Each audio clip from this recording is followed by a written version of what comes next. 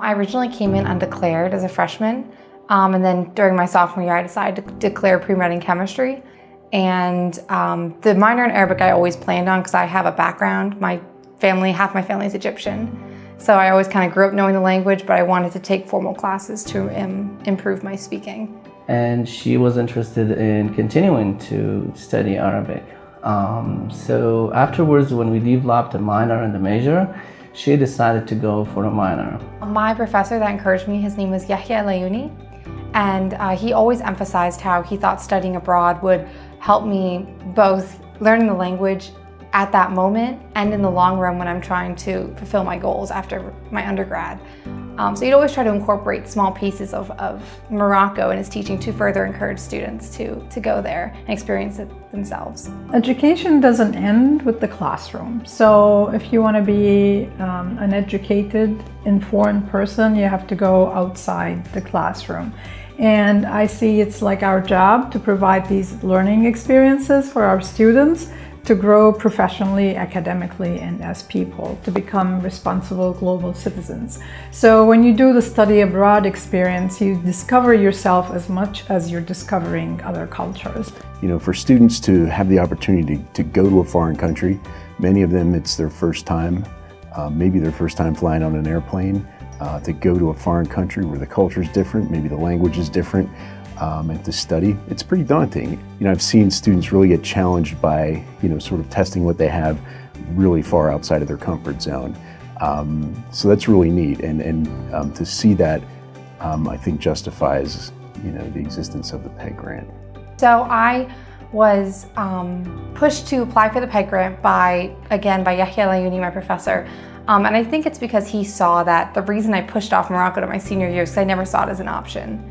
It was never something that I thought was financially feasible, so I just assumed I couldn't do it. And he said, Amel, I know you can do it, just apply, you're gonna get something.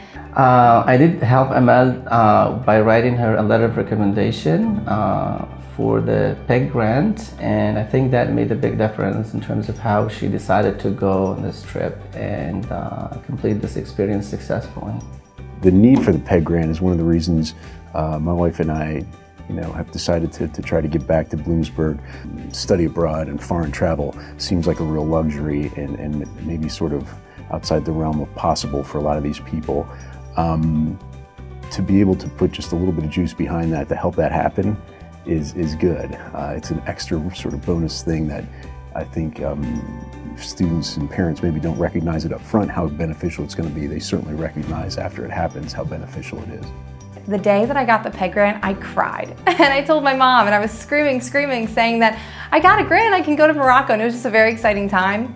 And without that, I probably would have never even thought to apply for the PEG grant. When they come back, you see that, you know, the confidence, the growth, the understanding. They learn things they don't even know they actually learn. So I think we're doing students a disservice if we don't expose them to these things. So to me, if you can't study abroad, you know, doing Model Arab League, doing Model UN, doing Model European Union, we run all these out of the office. These are also high impact experiences, but you're learning about other people, other cultures. And I was terrified.